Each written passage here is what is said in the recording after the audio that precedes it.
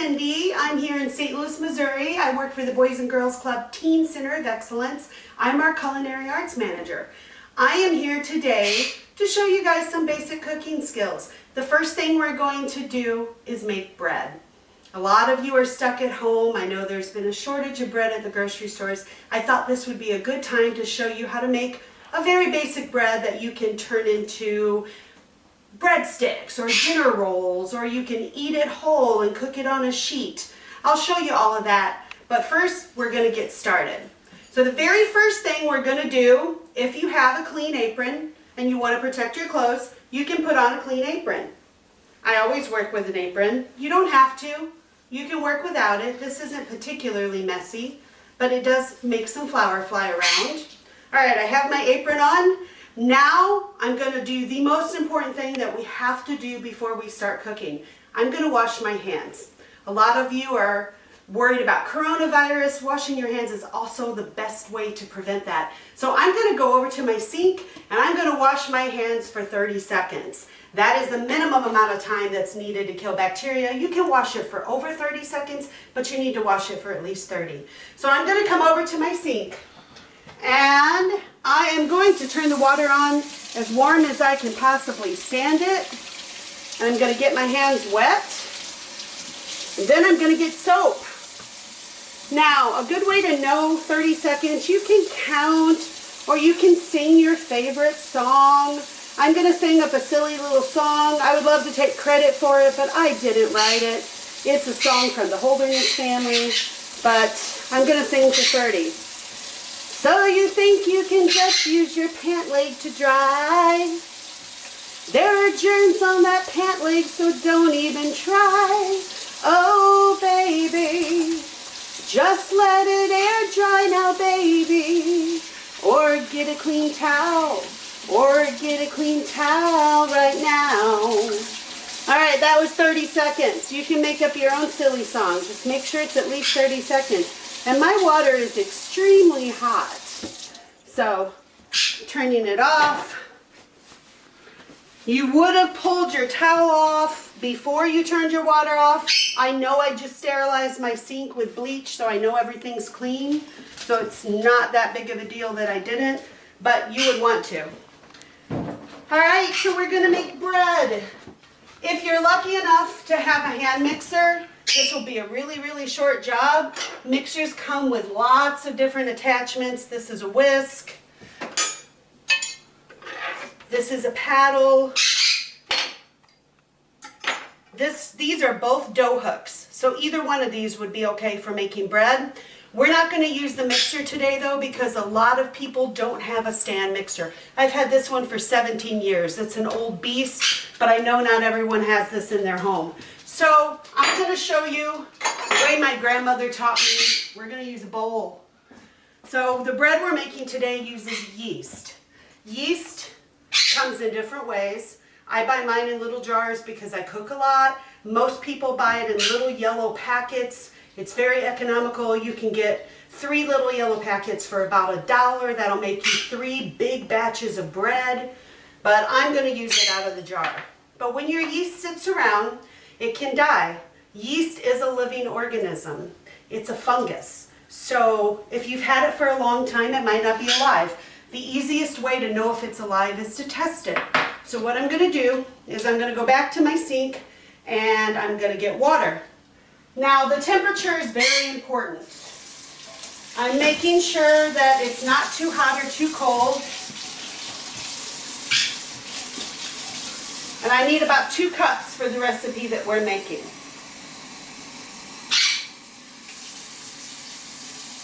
All right, so if you want to get technical, the temperature of your water should be between 105 and 110 degrees, but you don't have to stick a thermometer in it. Just put your clean finger in it. It should feel like the warm bath that you would feel safe putting a baby in. If it's too cold, your yeast won't wake up because it's dormant right now. It's sleeping. If it's too hot, you'll kill it and then your bread won't rise. So I'm going to put 2 tablespoons of yeast into my 2 cups of warm water. And then, just like when we wake up in the morning, you have to feed your yeast. yeast eats sugar. So we're gonna feed our yeast double the amount of sugar from whatever the amount of yeast was that we used.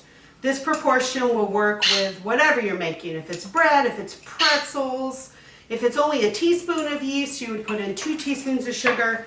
We put in 4 tablespoons because we used 2 tablespoons of yeast. And then I'm gonna stir it up. And I'm just gonna use my measuring spoons because I can. So I'm stirring it up until it's well mixed. And now if you look at this yeast, you're gonna see it's bubbling in the center. What's happening, it's still spinning, so it might take a minute. What's happening is the yeast is eating the sugar, it's producing carbon dioxide, and it's making bubbles. This shows you that your yeast is alive. If we didn't have these little bubbles, your yeast would be dead and you would know you couldn't use it. You wouldn't actually end up making bread, you'd end up making crackers. So that is how to tell if your yeast is alive. We're gonna let this sit for a few minutes while the yeast does its thing. I'm giving it another stir. If we let this sit too long, this yeast would climb right out of this measuring cup. It's going to get a foamy head on it that looks almost like if you pour root beer into a glass, it'll be frothy. And ooh, it's getting much more bubbly already. If you want to take a peek at that. See all the different bubbles? That's what we want. So our yeast is happy and alive. I have a mixing bowl.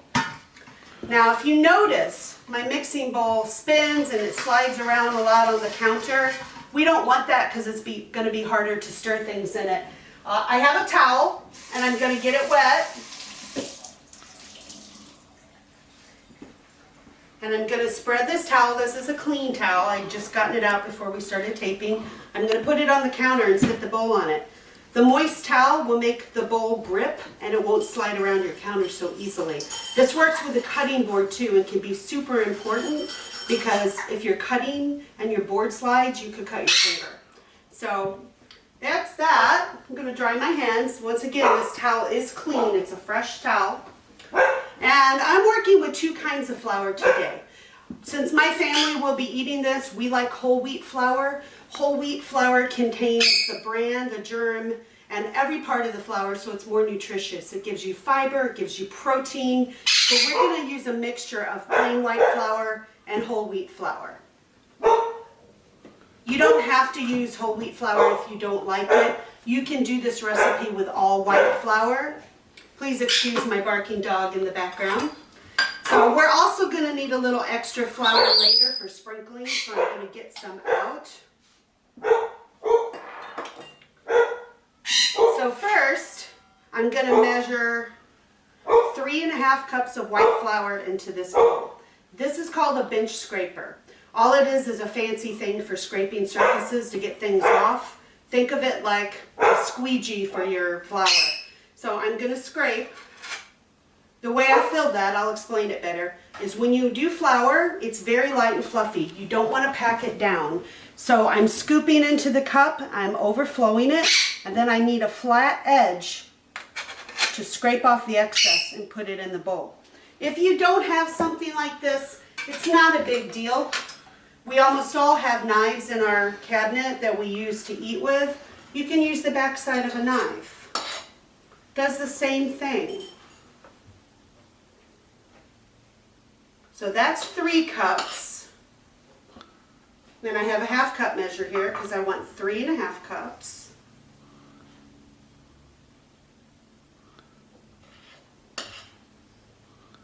Okay, so there's 3½ cups of white flour. I have my assistant here. This is Maggie. She's my daughter. Come on, Mag. She's going to help me get things out of the way. So this is whole wheat flour. If you look at it, it's much darker than white flour. And we're going to put 2 cups of whole wheat flour into this. We're going to scoop it the same way. If you have trouble getting your cup full, you can help it along a little. The important part is not to pack it down. If you hear all kinds of squawking in the background, I do have a parrot, and she's being very vocal right now. So, all right, so there's 2 cups of whole wheat flour. on top of the white flour. Thank you, Mags. Now I'm just going to stir these two things together until they're all mixed really well.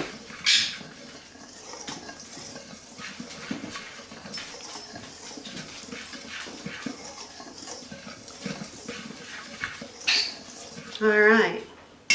So this is a rustic bread. It's a very simple bread to make. The Italians call it focaccia.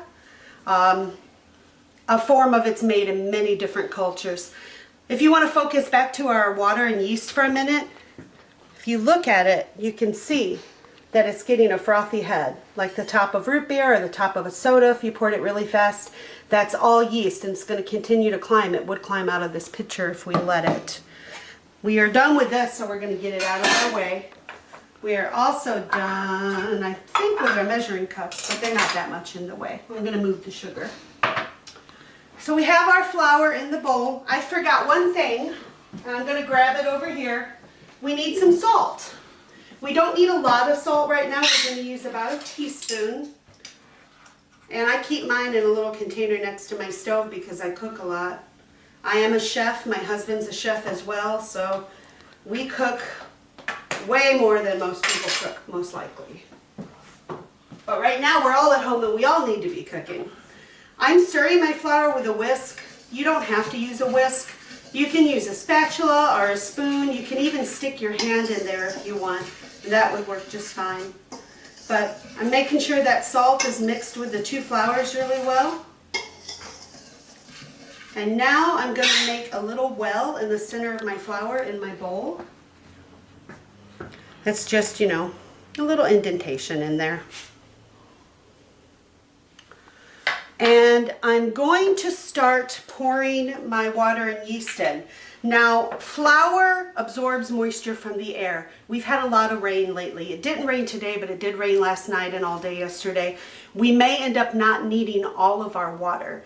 So you don't want to pour it all in, because if it's too wet, then you have to keep adding more flour. So right now we have our flours. I have some olive oil here. It doesn't really matter what kind of oil you use, but extra virgin olive oil tastes the best, and it will add a little bit of flavor to your bread. But you could use whatever kind you have. My personal favorite's olive. I'm going to get the yeast out of the way. So I'm going to start by pouring maybe half of my water in. It'll end up taking more than that, but it may not take all of this. And I also want 2 tablespoons of oil. So I'm going to go ahead and measure that out and pour it in.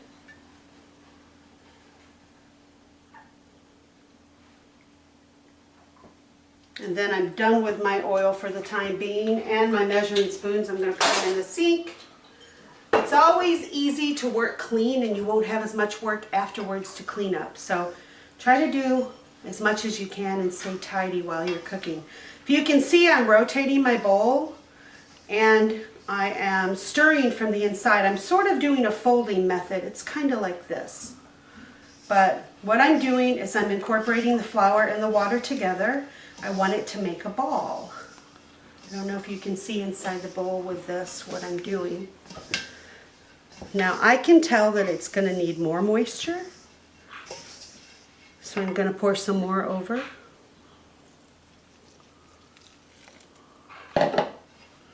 Your whole wheat flour will soak up a little more moisture than your white flour will, so sometimes I end up adding a little tiny bit of water. Sometimes I don't need it all. You kind of have to feel the flour, and you can see it's starting to look kind of, I call it craggly. It's not forming a complete ball yet. This method is the same way you would make pizza dough or pretzels or any bread if you didn't have a mixer. If we used our electric mixer, this would already be together. But I want to show you how to do it if you don't have things like a big mixer. I find small hand mixers make this job messy and harder. It's better to do it by hand than it is to use a small hand mixer. And you see how it's starting to come together? But it's not all grabbing the flour. It's still going to need some more moisture, but we're getting closer. It might end up taking all of this.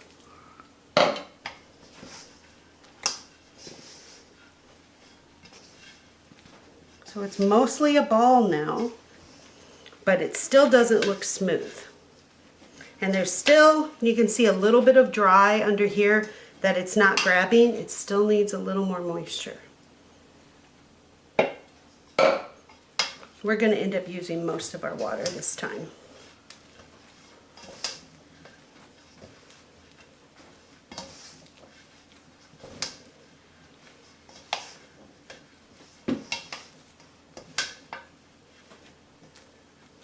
I'm going to feel it. It shouldn't feel sticky. Well, I take that back. It should feel a little bit sticky, but it shouldn't feel wet enough that it all sticks to your fingers and breaks apart. A little bit sticking to my hand, but not all of it. So we might have gotten slightly more moisture than we need in it. You can see how it's a little shiny right there. So what we're going to do now is we're going to set all of this aside. Put it in your sink so it's ready for you to wash it. And I'm going to get rid of my wet towel. In fact, I want my counter very dry for this. I'm going to dry it off with a clean towel. I've kept my little bowl of extra flour. And I'm going to sprinkle some on the counter. Just a light dusting. You don't want it thick. I'm going to pick up that bread and I'm going to put it on top of the flour. Now I'm going to show you a process called kneading, K-N-E-A-D-I-N-G, not N-E-E-D, although we all need good bread. I'm going to get a little flour on my fingertips, like this, and I'm not sticking my fingers into the flour. It's kind of going to be a rolling motion. I'm going to pull it towards me and I'm going to push it down. Sometimes I alternate hands. It's going to grab flour from that counter. And I can tell by feeling it, if you see the little bit that's stuck to my hand, that means it's too wet. It shouldn't be sticking to my hands like that. It should all be staying in the ball. So we're going to keep kneading. And things inside my cabinet are shifting because I'm working on an island with wheels. So I'm going to do this for a while. Sometimes bread needs to be kneaded for 10 minutes. This one I don't think will be. What we want it to feel is smooth and elastic, almost like a rubber bouncy ball. And it's still sticking in my hands, so I'm going to get a little more flour on it. We don't want to dump a ton of flour because just a little bit makes a big difference. And I'm going to do this for a minute or two. It's getting better, but it's still feeling slightly sticky. So I may need a little more flour. I'm not dumping it on top and putting it on the surface. That's the best way to work it in without getting too much.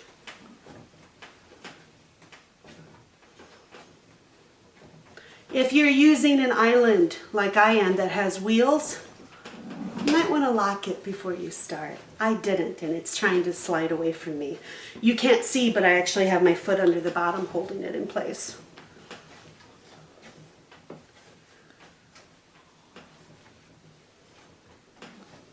This is quite an upper body exercise. If you do it long enough, your shoulders will hurt, your arms will get sore, you might work up a sweat.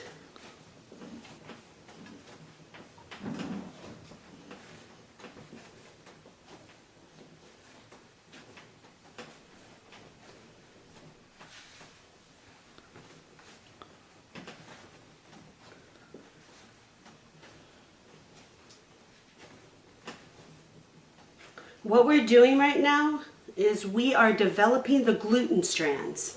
You've heard lots of people talk about gluten. Some people can't eat gluten. I'm one of those people, so I won't be eating this bread, but my family will love it. Gluten lets flour stretch. And the more we knead, the stronger the gluten strands get.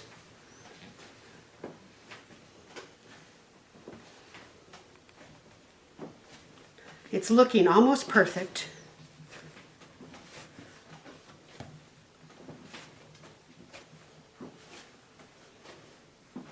Can you see how it looks slightly shiny and it doesn't look sticky anymore? There's not as much left on my hands.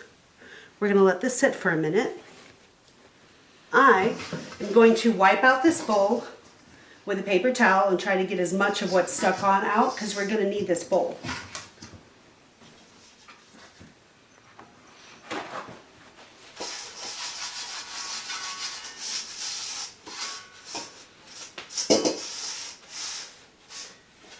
It's okay if there's a little bit still stuck on it. I'm doing this over my sink, which does have a garbage disposal. If you don't have a garbage disposal, you want to do it over a trash can because it could clog up your sink. And now back to my olive oil. I'm going to pour a little bit in the bowl. You can see about how much. I'm going to smear it all over the bowl with my hand. I'm oiling this bowl.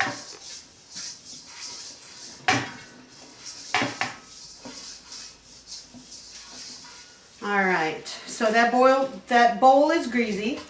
I'm going to pour a little bit over this bread, and I'm going to lightly coat the bread. Now is when the yeast works its magic. You can see how big this ball is. It's nice and covered in olive oil now. We're going to drop it in this bowl. And I want you to get a good look at the size of it, because now we have to let it sit and we have to let the yeast eat the sugars that we fed it, as well as the natural sugars that are found in the flours, and it's going to rise. So we want to let it rise until it's doubled in size. That's going to take, with the temperature in my house, probably about an hour. As a rule of thumb, you always want to let it sit at least an hour. If you're in a very, very cold atmosphere, you might have to let it sit a little bit longer, but we're going to let it sit. But we don't want it to dry out, so we're going to cover this bowl. My grandmother always used a clean towel. I usually use plastic wrap because if it climbs to the top of the bowl and touches the towel, it will stick. I know this bowl is big enough, it's not going to get that big, but if you have any doubt, cover it with plastic wrap or put it in a really big bowl. So I'm just going to lay this over it so it doesn't dry out, and I'm going to sit it in a warm place. I'm going to put it on top of my stove. And then I'm going to clean the counter and wash all my dishes, and we'll let it sit for an hour, and then we'll come back and show you what to do with it afterwards. Thanks for watching, guys. I hope you're going to enjoy making bread and eating it. So I'll see you in a bit. Hi guys, Cindy again. We are back, and our bread has risen, and we're going to take a peek at it. Ooh, it got big. Look how big the bread is. It's doubled in size. So now we're going to take it out of the bowl, and it's going to collapse somewhat. That's normal. We're done with that bowl for now. And I'm going to cut this in half because I want to show you how to do different things with it. So I'm going to use my bench scraper. You could use a knife. You don't want to saw it if you can help for it. At this point, you want to handle it the least amount possible, because if you develop more gluten, it will make your bread tougher and it won't be as tender. So I'm going to cut this in half. And I just kind of pushed right through that. And I'm going to take a sheet pan behind me. You could use a cookie sheet. You could use a pizza pan. You could even use a pie dish. And I'm going to drizzle some olive oil in it. And I'm going to smear it into the pan, just like we smeared the bowl. And then I'm going to take half of this, and I'm going to lay it in the pan, and I'm going to spread it out. It's okay for your hands to be oily because you're going to want to oil this anyway. So this is a type of rustic bread. The Italians call it focaccia. If you've ever been to a restaurant and had one of their flatbread pizzas, this is what it's made on. It's just a very simple bread to make. Right now it looks like this. We're going to cover it and let it sit for at least 15 minutes or so. We want it to rise a little bit again. And I'm just going to use another pan so I don't waste plastic wrap. I'm going to sit it on our oven.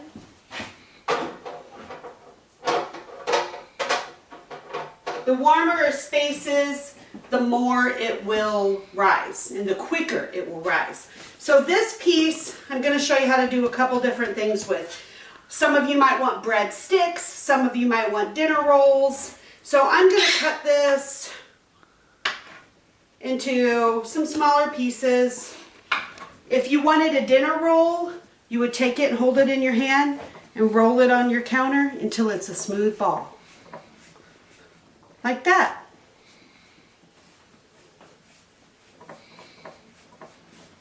There's another ball. You want to try to keep them the same size. Those are a little bit different, but that's close enough. They'll be fine. If you wanted breadsticks, you would cut it into strips. Now this is going to rise again, so we're going to get 8 breadsticks out of this. They're going to look small at first, but they're going to rise. So if you want a breadstick, you're just going to roll it into a shape like that. Like you're making a snake out of Play-Doh, if you remember doing that when you were younger.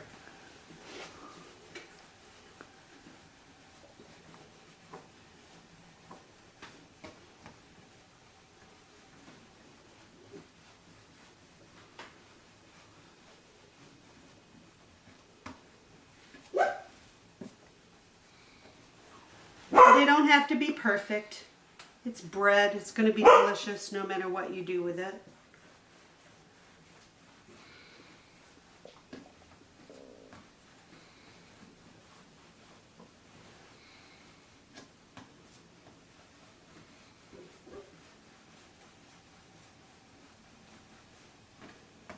Alright, so we have some various misshapen breadsticks. Shape doesn't matter. We're going to get a sheet pan. I'm going to use a little bit of a bigger one for this because I want them all to fit. I'm going to do the same thing.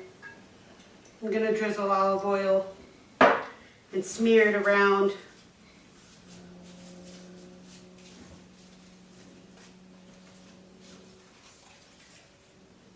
And we're just going to lay them out on the pan. We want them a few inches apart because they're going to get bigger.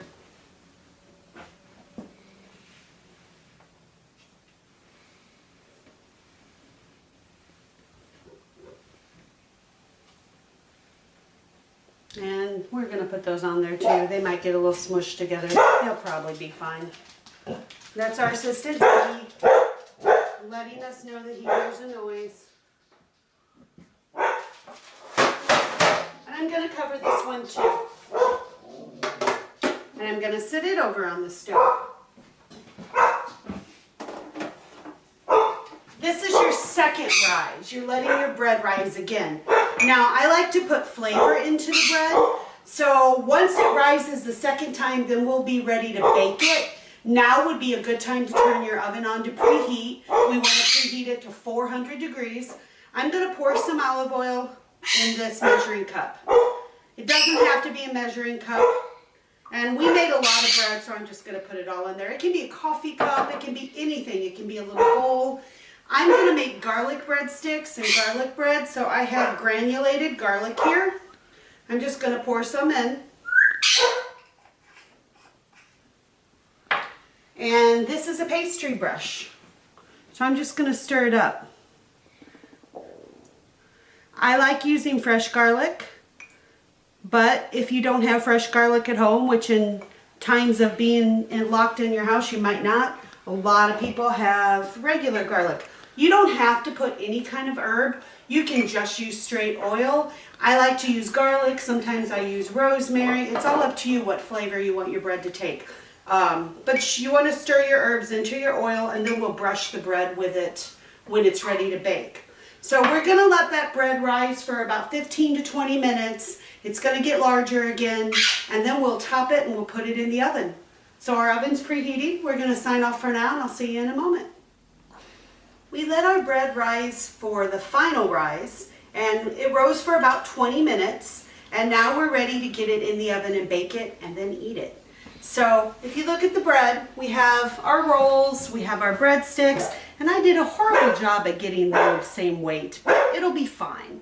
So this is the whole loaf of focaccia. It is a rather flat bread.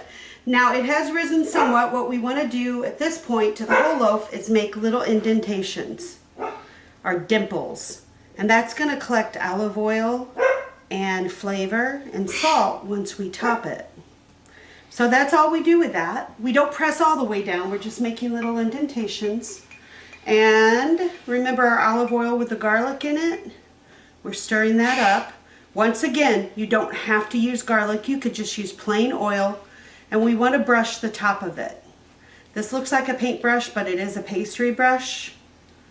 You can buy the little paintbrushes that have bamboo handles. They're very, very cheap, and never use it for paint and keep it in your kitchen and only use it for oil. They're about $1 each. Sometimes you can get a 3-pack for $1. They have the same kind of bristles as this. The handles just aren't as sturdy. So I've coated my bread with that. You want to make sure all those little holes are coated. And then we're going to step over to our sticks and our rolls. We're going to do the same thing with them. Now if you had garlic salt, you could have used that and you won't have to do the next step that I'm about to show you. And we're going to make sure all of our bread is covered.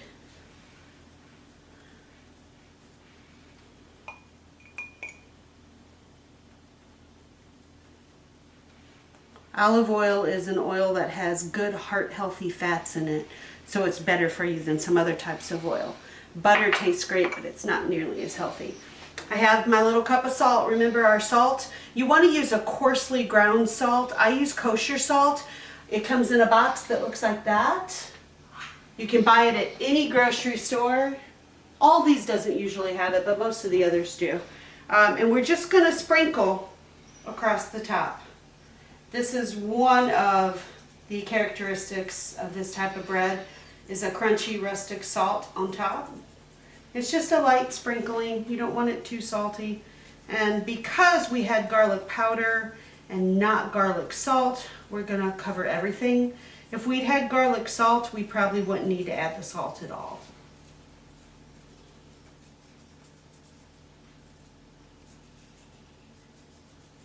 Our oven is preheated to 400 degrees. These will continue to rise in the oven and get a lot bigger. So get a good look at their size now. I'm going to go ahead and put these in the oven. I predict these will be done in 10 to 12 minutes, and this one could take as long as 15, but it is a small amount and it is shallow, so it might be done in 12. You want to bake it until it's just starting to get golden brown on top. You don't want to over bake it or it will dry out. So we're going to pop it in the oven, and then we'll come back and show you when it's ready to eat.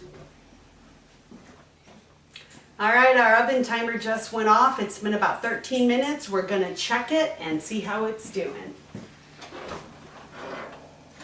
And be careful when you pull things out of the oven. Always use hot pads if you have them, or towels folded over into quarters, because, you know, guys, hot things are hot. That's what we always said around our kitchen. All right, this looks perfect to me. If you take a look at it, we have our loaf of focaccia, we have breadsticks, we have dinner rolls, and they all look delicious.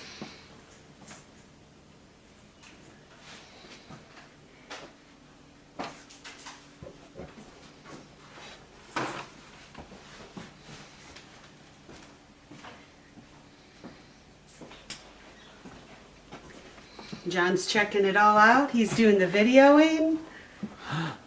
Oh, and we have a thief who just grabbed one and ran away. Thanks for watching, guys. I hope that was helpful and gave you some insight on how to bake bread. Once again, this was Cindy from the Teen Center of Excellence in Ferguson, Missouri. Thanks so much. Have a great day and keep smiling. Bye.